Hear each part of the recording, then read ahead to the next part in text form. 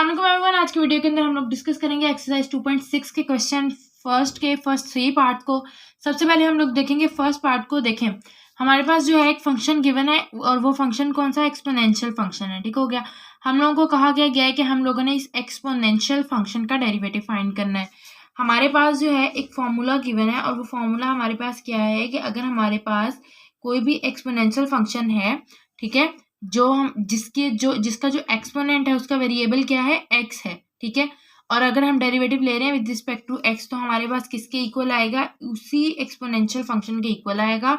और उसके साथ साथ हमारे पास जो एक्सपोनेंशियल फंक्शन जो एक्सपोनेंट पड़ा हुआ था ना उसका अलग से डेरिवेटिव आएगा। ठीक है। अब जब आपकी बुक के अंदर जो फॉर्मूलाज दिए हुए हैं, ठीक है, जहां पर उन्होंने ये लिखा हुआ है कि डेरिवेटिव ऑफ ई की पावर जो एक्स है वो इज इक्वल टू ए की पावर एक्स, ये वाला पार्ट नहीं लिखा हुआ, ठीक है, तो वो इसलिए नहीं लिखा हुआ क्योंकि आपको पता है कि जब आप डेरिवेटिव लोगे एक्स का विद रिस्पेक्ट टू एक्स तो वो आंसर क्या आएगा, 1 आएगा। ठीक हो गया। लेकिन हर बार जो है वो कंडीशन सेम नहीं रहेगी। जिस तरह से आपके पास ये वाला जो क्वेश्चन है इसके अंदर आपका आंसर डिफरेंट आएगा। ठीक है। तो हम लोगों को, मैंने आप लोगों को बार बार ये बात बताई है कि जब भी हमारे पास कोई भी फंक्शन आता है ना तो हमें, फॉर एग्जाम्पल अगर ट्रिग्नोमेट्रिक फंक्शन की बात करूँ तो उसके अंदर हम लोगों को साइन का अलग से डेरिवेटिव लेना होता है। अगर पावर रूल की बात करूँ तो उसके अंदर पावर के अलावा जो फंक्शन पड़ा है उसका अलग से डेरिवेटिव लेना होता है। ठीक हो गया। तो अब बेसिकली हम लोगों को क्या करना है, हम लोग जो है वो दोनों साइड्स पे डेरिवेटिव अप्लाई करेंगे। D into D of X F of X, ठीक है, is equals to D into D of X E exponent क्या है, एक्स माइनस 1, ये पूरे इसके एक्सपोनेंट में है। ठीक है। तो क्या होगा, ई under root x minus 1 as it is आ जाएगा और डेरिवेटिव किस चीज का आएगा, यही कहा था ना कि जो एक्सपोनेंट होगा वो एज इट इज आ जाएगा, तो वो एज इट इज आ गया। और डेरिवेटिव अब हमारे पास किस चीज का आएगा, एक्सपोनेंट का। एक्सपोनेंट हमारे पास क्या है, अंडर रूट एक्स माइनस 1। ठीक हो गया। E under root x minus 1 आ जाएगा, सही। और अब हम लोगों को ये बात जो है बार बार करके हमें पता चल गया है कि हमारे पास जो अंडर रूट एक्स होता है उसका डेरिवेटिव हमारे पास किसके इक्वल होता है, 1/2 अंडर रूट एक्स के। और ये जो -1 है ये हमारे पास किसके इक्वल आ जाएगा, 0 के। मतलब कांस्टेंट का जो डेरिवेटिव होता है वो 0 होता है।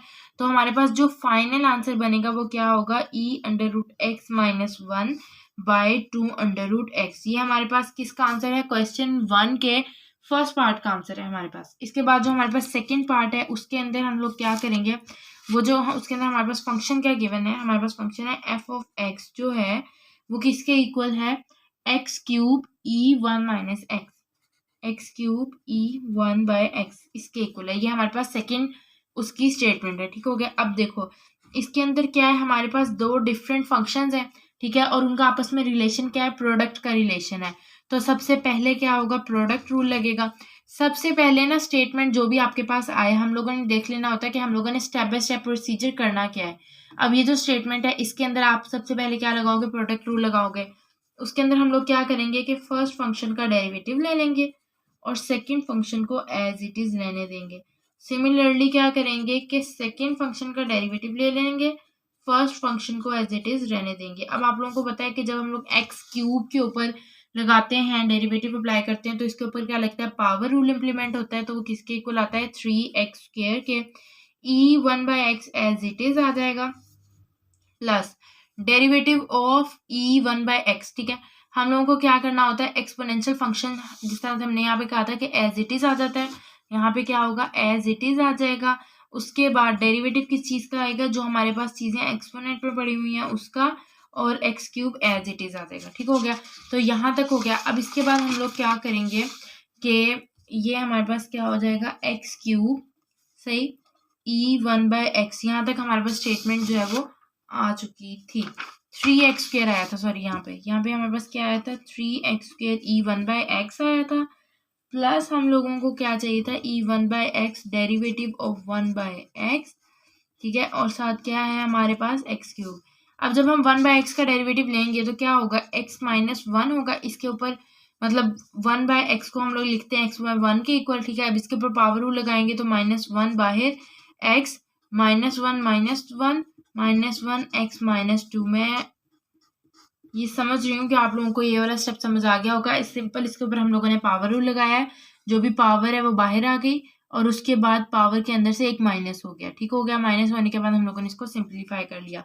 3x² E 1/x plus E 1/x as it is, इसके डेरिवेटिव में अब ये वाली वैल्यू आ जाएगी -1/x² और ये क्या आ गया एक्स क्यूब। अब ये स्क्वायर इस क्यूब से कैंसिल और यहाँ पर 1 रह गया। अब ये क्या हो जाएगा 3x² e1/x प्लस, अब ये प्लस नहीं रहेगा, माइनस e1/x और साथ क्या आ जाएगा x। अब अगर आप लोग चाहो तो इसको कॉमन ले लो और चाहो तो इसको ऐसे ही रहने दो। क्या होगा e1/x आएगा और साथ हमारे पास x कॉमन आएगा, यहाँ से पीछे क्या बचेगा 3x कॉमन बचेगा -1। ठीक है, तो ये हमारे पास था सेकेंड जो हमारे पास पार्ट है उसका आंसर। इसके बाद जो है वो अब हम लोगों ने थर्ड पार्ट डिस्कस करना है। थर्ड पार्ट हमारे पास क्या है, f(x) is equals to ex1 plus ln(x) से इसके अंदर हम लोग क्या करेंगे कि ऑब्वियसली डेरिवेटिव अप्लाई करेंगे और हम लोगों को क्लियरली नजर आ रहा है कि जो हमारे पास ये वाले दो डिफरेंट फंक्शंस पड़े हुए हैं, ठीक है, और उनका आपस में रिलेशन क्या है, प्रोडक्ट क्या है, तो प्रोडक्ट रूल इंप्लीमेंट होगा। सबसे पहले हम लोग क्या करेंगे, डेरिवेटिव अप्लाई कर लेंगे 1 प्लस ln(x). ठीक है, अब क्या होगा, फर्स्ट फंक्शन का डेरिवेटिव लेंगे, सेकेंड फंक्शन हमारे पास एज इट इज आ जाएगा। फिर हम लोग सेकेंड फंक्शन का डेरिवेटिव लेंगे और फर्स्ट फंक्शन हमारे पास एज इट इज आ जाएगा। ठीक हो गया। अच्छा, अब इसके बाद नेक्स्ट क्या होगा, e(x) एज इट इज आ गया। ये वाली तो सारी स्टेटमेंट एज इट इज आ जाएगी ना, जब हम लोग उसका डेरिवेटिव लेंगे तो उसने सेम वही चीज रह जाना है। यहाँ पर हमारे पास कांस्टेंट का डेरिवेटिव 0 और ln(x) का डेरिवेटिव जो नेचुरल लॉग होता है उसका डेरिवेटिव हमारे पास क्या आता है, d(x). ln(x) इसके इक्वल आता है 1/x के, और d(x) with respect to x, इसका आंसर तो वैसे ही 1 आ जाना होता है इसका, तो पीछे क्या बचा 1/x और यहाँ भी हमारे पास क्या आ गया e(x). ठीक है, तो आपके पास जो अब फाइनल आंसर बन रहा है वो कुछ इस तरह का बन रहा है। यहाँ पर ये प्राइम नोटेशन एक बार लगाना बहुत जरूरी होती है। जो प्राइम होती है मैंने आप लोगों को पहले भी बताया था कि ये फर्स्ट डेरिवेटिव को रिप्रेजेंट कर रही होती है।